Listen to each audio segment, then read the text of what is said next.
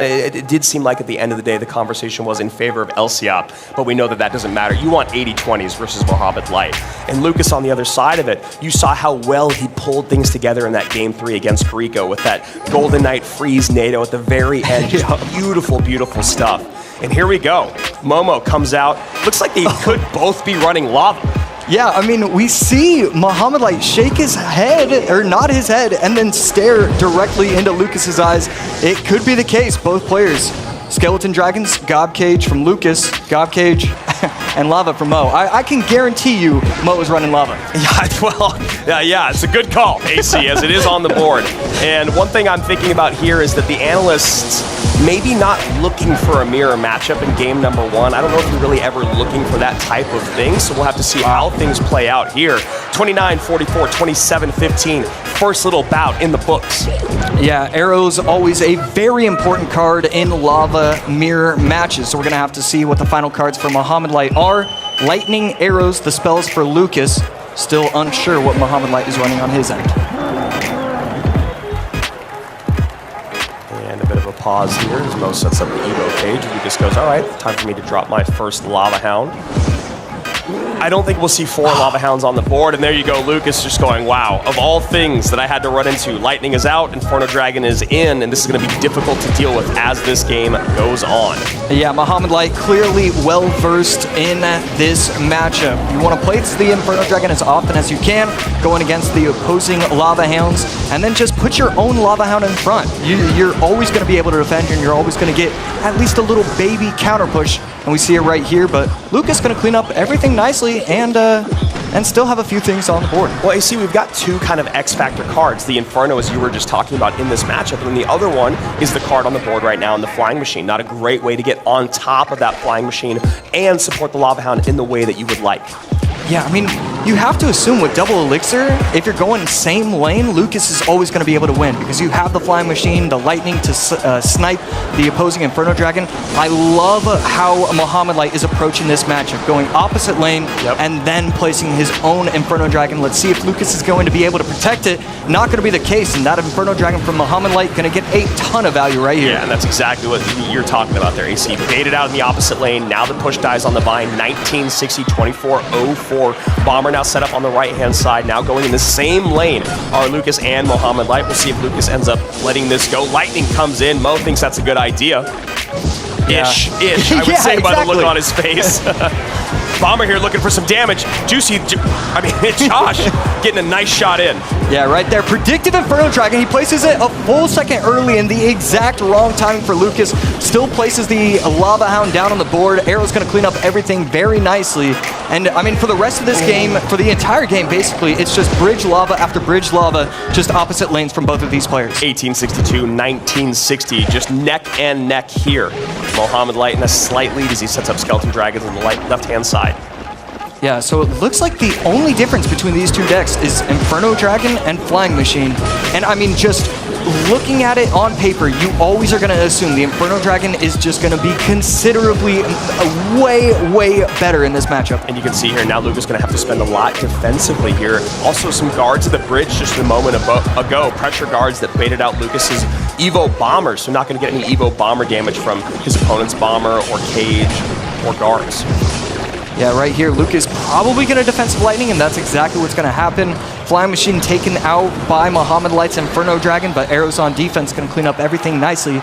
Mo Light now taking the lead by 250 HP. And using the lava to kite, Mo with a little bit of a smile there. That lava just a hair closer than I think it needed to be, though. Takes a lot more HP off.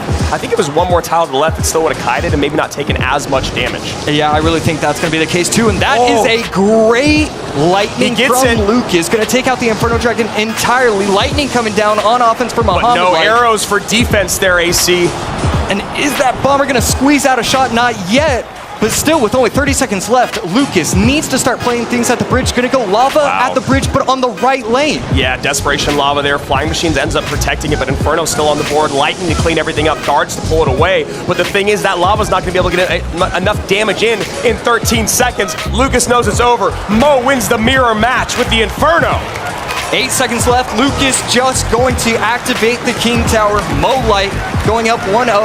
And I really... Mom. Probably an uncomfortable conversation between these two guys after this match is over, regardless who ends up taking the next 2 games. As we see Momo go in with a minor. Lucas trying to catch with a high knight, ends up getting something out of it. So it looks like he might be going to exactly what we just called Magic Archer NATO.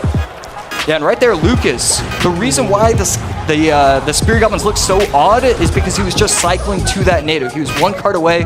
He had to place it high enough where the Spirit Goblins weren't going to try and take out the miner, instead allowing the King Tower to be activated. So it looked weird, but there was a very specific reason as to why he did it. AC, being a former pro, when you look at this matchup, when you talk about probably not having a big spell for Lucas and this monk is a very interesting wrinkle in this equation because of your spears and your Magic Archer. Does this matchup can Lucas play through this? Is the monk going to be that much of an X factor, not being able to get on top of the Phoenix as well because you don't have any sort of large spell, you don't have a way to target it other than Magic Archer? How are you feeling about this? Yeah, it's a great question. It's very close. I mean, really, if you play it perfectly, the reason why all these pros love these minor knight, Magic Archer decks is because you can win against anything. It doesn't matter what the matchup is. If you get them in the wrong cycle, if you cycle correctly, the Ice Spirit gets enough value, you can always win a matchup.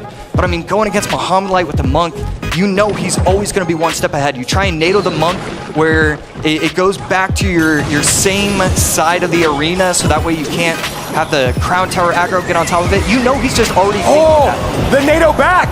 The NATO back, Knight comes down, gets on top of tower, Monk distracted by the bomb tower, 21-49, 25-65, goes for the catch of the bridge. Lucas knows he got. Look, Momo may not like the damage he just took, but he doesn't forget that he's still a world champion. Man, the love between these two players, it's so exciting to see firsthand. I mean, Lucas just smiling immedially. It is with these top pro players, you know, you're gonna try and predict like 6 different times, and even if you only get 1, you know you won that. Yeah, exactly, and I love to see it here. Magic Archer at the bridge, pulls back the Phoenix. Mo ready though with the Ice Spirit Skellies. I mean, this is absolutely brilliant gameplay from Mo. Problem is, AC, he's focusing so much at the bridge that Lucas is getting a ton of damage down low. So while it might look like brilliant defensive gameplay from Mo, Lucas is doing a really good job baiting things out. Yeah, so far this Monk has not really been that much of a problem. Lucas, a tenth of a second too late. And that Magic Archer gets taken out, as well as the Spirit Gobs. Mohamed Light going to town on this tower. Wow, and Lucas making a few misplays here, having to use cards that he does not want to defend. Ends up getting the Phoenix on tower, has to use the bomb tower defensively up high, can't get on top of the miner, 18-49, 17-39. Lucas still in the lead here in game number 2 with just under 2 minutes remaining. Knight to protect, can never allow the Evo E-Spirit or Ice Spirit to get on top of your tower. It's just going to be too much damage. And that's a Monk and a Phoenix on the left lane. That is just one of the scariest pushes you can have, even though it's supposed to be simple to defend. Just NATO's back that Monk, making sure it doesn't cross the bridge, then gets the Knight up high. No Monk ability in, 1702, 1592. Another miner in here from Mohamed Light, going close to the King Tower. Spear Goblin not on top of the egg. Lucas has to spend more. We got 2 Phoenixes on the left-hand side of the board. And then the Evo Skeletons on the right is going to put in a little bit of work, and that egg, is that going to be another hatch? Wow. Not the case, but Mohamed Light screams into the lead, up by 260 HP. Lucas going to need to start getting some offensive pushes, finally bringing it back just a little bit, but this is difficult for him to get damage. And you guys can see the bomb tower placements from Mohamed Light are fascinating. AC, he gets the lineup with the Phoenix though. 2 shots, 3 shots. Mo does not like that, 967. Lucas now screaming back into the lead.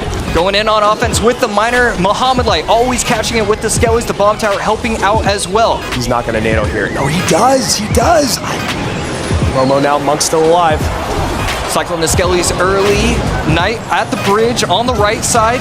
And I mean, Mohamed Light finally gonna take the lead once again, but there's so much going on. NATO comes down, miner on top of the tower on both sides. 851, 795, 802, 746, 744. Lucas back in the lead. Mo takes it back at 697. Pressure in.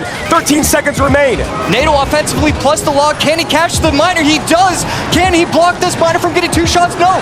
The miner gets shots on the tower. Mo gets it. Mo gets it. 406.